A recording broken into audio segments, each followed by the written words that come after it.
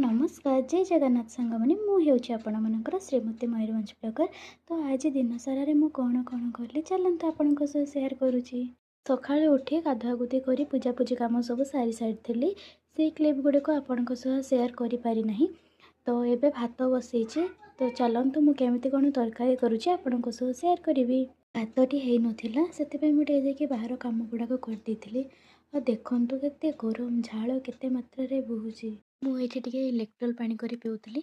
आपण मानक भी सजेस्ट करुँची आपण मैंने भी ये गरम जो झाड़ बोची इलेक्ट्रोल पानी नहले ORS टे ग्लूकोज ताहा पानी करके पिंतु निहाती। तो मुझे अंडा गुड़ी को सिझाई बसई देती। आज मुझे अंडा तरकारी और पोटल भाजी। चलतु देखा केमती कौन करुँची। ये अंडा भाजी होता तेल से सुखिला मसला सुखिला लंका आ चीनी पकईकि मसला देकर मसला टी भल भाव में भाजी नेली। तापर बिलाती पेस्ट पकईकि भलसे भाजी नेबी। तापर सिझेकी रखि आलू गुड़ी को पकईकि टी कषीदेवी।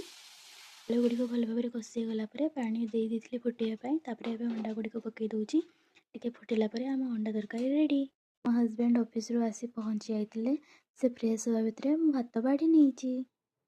आमे भात खाई सारा पर टे शुई पड़ू। आमे उठला बेलू इवनिंग होता। तो जेहेतु मुझे आइंस खाई से मुझे संध्या देनी। तो मुझे रेडी होटे मंदिर दर्शन जावा। आ जेहेतु आज आम आइंस खाइचु मंदिर भीतर को तो जापारानी तो बाहर दर्शन करके आसवा। चलतु जावा। फर्स्ट आम घर बाहरी आम घर सामने थी माँ स्वर्णमंगला को दर्शन कर बाहरिलु।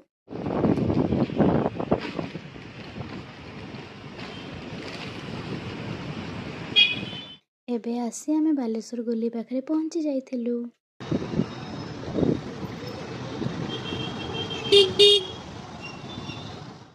आबे आम जगन्नाथंकर मंदिर पाखक पहुँची जाइलु। आम प्रभु को बाहर दर्शन कर बाहर प्रणाम कर आग को बढ़िलु।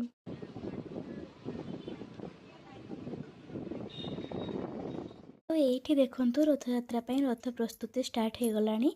आ को मैंने एक्साइटेड अच्छा रथ यात्रा मत कमेंट करंतु। एबे आमे मौसी माँ को मंदिर पारउचु।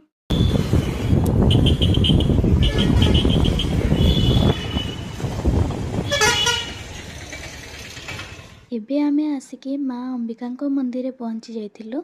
ये माँ को टिके बाहर दर्शन कलु। तापर सामने थिबा बाबा हनुमान को टिके दर्शन कलु। एबे आमे घर को जीवापाई बाहरिबु। तो आज भिडियोटी को मुझे शेष करुँची। जदि आपण मानक मो भिडियोटी भल लगी थाए प्लीज़ लाइक कमेंट शेयर करंतु।